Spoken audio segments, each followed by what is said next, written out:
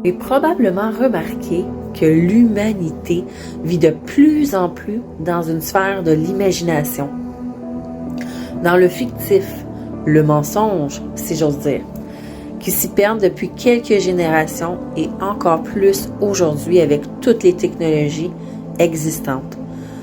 Nous plongeons dans un monde virtuel qui, je le cite en passant, n'est qu'une pâle copie de la réalité, comme si doucement nous avancions vers une autre dimension, celle où la perdition et la méchanceté n'est plus repris, où la luxure et toutes les convoitises sont acceptées comme une normalité. Hier, en observant mon foyer électrique, j'ai eu une révélation. Les foyers électriques, tout comme les foyers au bois, produisent une chaleur et une lumière. Toutefois, s'il vient à manquer d'électricité, je ne pourrai pas rajouter une bûche pour le rallumer, puisqu'il demeure une imitation. Il a beau avoir une apparence et détenir une utilité presque similaire, il demeure pas moins incomparable. Il est de même pour un chrétien ou une personne qui vit sans Dieu. C'est la même chose. Il peut avoir un semblant de lumière en lui, mais tout ou tard, comme le foyer lors d'une épreuve, sa lumière s'éteindra et sa vieille nature remontera à la surface, laissant le contrôle à ses émotions. Partiellement, pour le monde qui s'enferme dans l'idéalisme, qui est l'irréalisme, la vie artificielle, plus il cultive cette pensée qu'ils n'ont pas besoin de Dieu, qu'il est libre en étant finalement esclave de ses émotions, il demeure dans cette habitude et cette attitude et ça devient son fondement. Il devient sans valeur morale.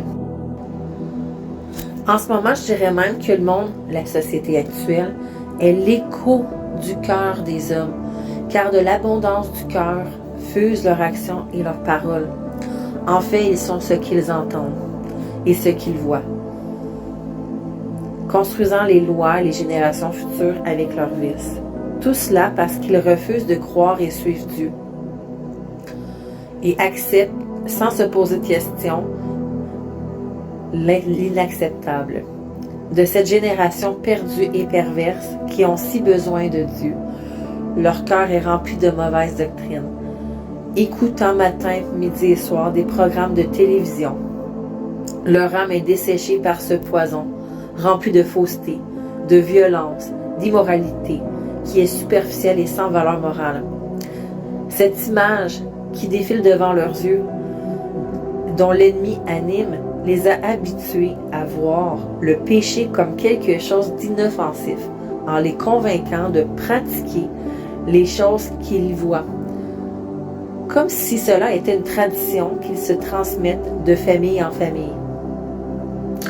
Enfants de Dieu, nous devons apporter la vérité autour de nous, pour que ceux qui sont pris avec ces mauvaises habitudes et attitudes, qui normalisent et vivent dans l'immoralité sexuelle, dans les convoitises, la luxure, la pornographie, l'idolâtrie, les addictions et les autres péchés semblables, et qui malheureusement les rendent aussi captifs et esclaves sans qu'ils s'en rendent compte, que ces prisonniers soient enfin libres.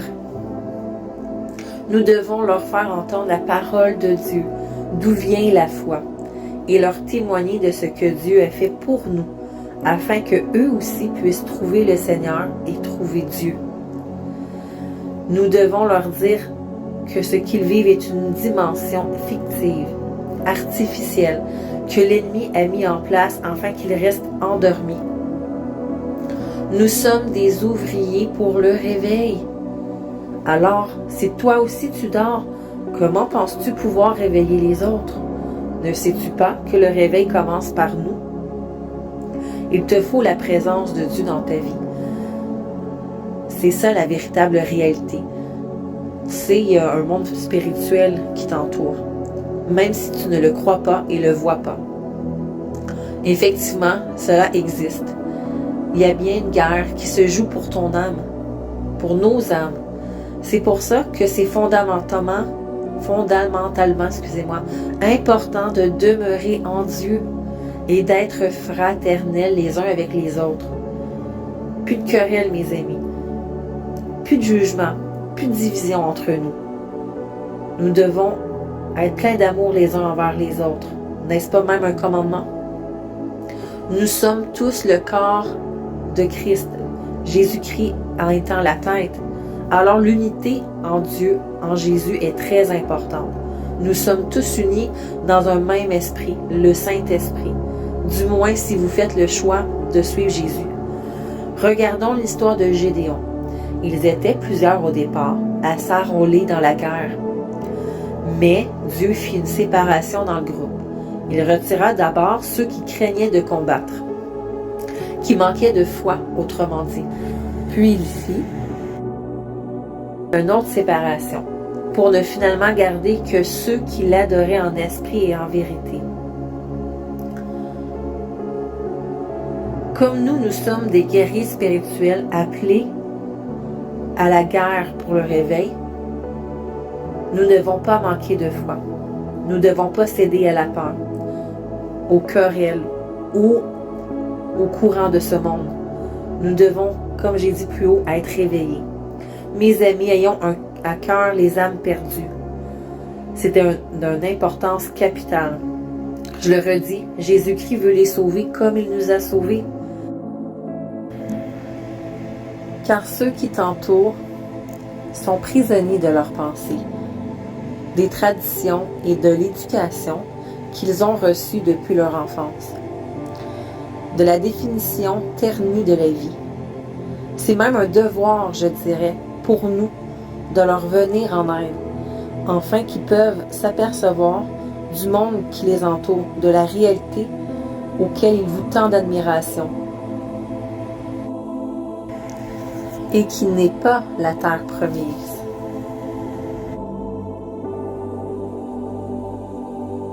Je rajouterai à tout ça un bel exemple. Tu as deux pays en guerre. Chacun a son armée. Puis dans chaque armée, il y a des commandants, il y a des combattants, il y a toutes sortes de personnes. Ils sont tous appelés, chacun d'eux, à combattre le même ennemi, en étant dans une unité ensemble, fraternelle. Quand il y en a un qui tombe, l'autre le soutient. C'est un peu représentatif de nous aussi, les croyants. On a tous un ennemi en commun, Satan. On combat par la foi qu'on met en Jésus. C'est Jésus qui combat en nous pour nous. Puis Dieu nous demande d'être une unité, d'être fraternel entre nous, qu'il n'y ait pas de division, de méchanceté de toutes ces formes, qu'il n'y ait pas de médisance, de condamnation, de jugement. Quand tu regardes ton frère qui est tombé dans le péché avec hautainerie, en faisant « Ah, t'as-tu vu? Il fume la cigarette. » ou « Ah, t'as-tu vu? Il a recommencé à boire. » C'est pas comme ça que ton frère va revenir. C'est par la prière, en lui démontrant de l'amour. Oui, il faut exhorter son prochain, mais toujours inspiré par l'Esprit Saint. Ne marchons pas par nous-mêmes, par notre chair. C'est Dieu qui combat en nous pour nous, puis c'est Jésus qui sauve. On n'est pas nous les sauveurs. Donc quand on essaie, moi j'aime bien expliquer ça comme ça, donner des coups de Bible sur la tête aux gens en leur disant « Regarde, tu devrais faire ça, c'est pas la façon qu'ils vont faire qu'ils vont revenir. Mais par contre, si l'Esprit de Dieu te dit « Va emmener tel verset à telle personne », toujours dans une douceur puis dans l'amour, Dieu va avoir préparé le cœur de la personne, puis la personne qui va recevoir la parole, ça va produire une semence dans son cœur. Parce qu'on doit, oui, exhorter. On ne doit pas diluer la parole de Dieu. La parole est faite pour reprendre. Mais soyons guidés par l'Esprit Saint. Marchons par l'Esprit Saint. C'est quelque chose de tellement, mais tellement important. Et par rapport au réveil, dites-vous une chose. Les gens qui vont venir à l'Église, ça ne sera pas des gens qui vont être remplis nécessairement de l'Esprit. Il va y avoir des nouveaux-nés. Des nouveaux-nés veut dire des gens qui sont contrôlés par leurs émotions. Ça se peut qu'ils te parlent sec. Ça se peut qu'ils disent des paroles que ça ne te tente pas d'entendre. Ça se peut qu'ils ne s'habillent pas comme nous. Ça se peut qu'ils ne parlent pas comme nous. Puis qu'il y ait encore plein de péchés dans leur vie. Soyons patients. Un nouveau-né a besoin de lait, de beaucoup de soutien, de beaucoup d'amour et de patience. Alors, il faut être là se préparer présentement en prière pour ces nouveaux-nés-là qui vont s'en venir. De se préparer pour être consacré au Seigneur, puis d'être prêt à lui laisser toute la place pour que lui, au travers de nous, vienne les sauver. Tendons la joue. Si quelqu'un vient t'injurier, t'insulter, t'intimider, ou qui dit une phrase que tu aimes pas, ne prends pas l'offense. Pardonne-lui tout de suite. Ça va te libérer, ça va te permettre de laisser la place à Dieu. Puis si t'es pas capable de le pardonner, tu sens que tes émotions toi-même te gagnent, Dieu te dit, viens dans ma présence, je vais te donner la force que tu as besoin pour combattre. Je vais combattre en toi. Mais laisse-moi tout la place. Demeure dans ma parole. Vous savez, si on ne demeure pas dans sa parole, on n'est pas, ou si on ne demeure pas dans la louange puis dans la prière, on ne sera jamais capable d'être un instrument, d'être un bon canal pour que les gens viennent à Dieu. Puis même ça peut faire le contraire, ça peut éloigner les gens, puis qu'il y ait une mauvaise opinion de ce que Dieu est en fait. Parce qu'on représente le royaume des cieux. Qu'on le veuille ou qu'on ne veuille pas, à l'instant qu'on dit qu'on est enfant de Dieu, qu'on est des chrétiens, les gens vont beaucoup comparer notre vie à comment est Dieu. Parce qu'ils ne connaissent pas Dieu. Ils connaissent Dieu qu'au travers de ce qu'on nous, on apporte. C'est à nous de bien représenter Dieu. Et pour ça, comme je dis, on doit y laisser toute la place. Parce que par notre chair, on n'est pas capable.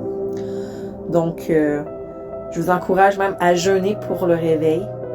C'est quelque chose qui est important. Il va en avoir un. Moi, dans un songe, à un moment donné, j'ai vu qu'il y avait un réveil qui s'en venait pour les jeunes. Puis ça va être même très, très surprenant. Dans mon rêve, j'étais très émue de voir qu'il y avait autant de jeunes qui donnaient leur vie au Seigneur. Donc, soyons prêts. Parce que c'est une génération qui n'a pas connu Dieu. On doit être ces lumières-là dans les ténèbres. Puis, tu sais, la lumière, c'est Dieu en nous. C'est le fait qu'on est rempli d'esprit, qu'on est rempli de la parole, puis qu'on vit la parole. On vit ce qui est écrit. On ne fait pas juste le lire. On l'applique dans notre vie. Puis c'est Dieu qui le fait en nous parce qu'on demeure en lui. C'est toute une question de relier ça à Dieu. Parce que à la seconde, tu dis, ouais, mais moi, je suis pas capable d'y arriver si tu marches par ta chair. C'est par la prière, par la lecture biblique et la louange, Dieu va faire ce travail-là en toi. Parce qu'il t'a promis qu'il ne t'abandonne pas. Puis j'ai quelque chose à cœur cette semaine. Si Dieu est pour toi, qui sera contre toi? Puis j'ai une autre chose cette semaine.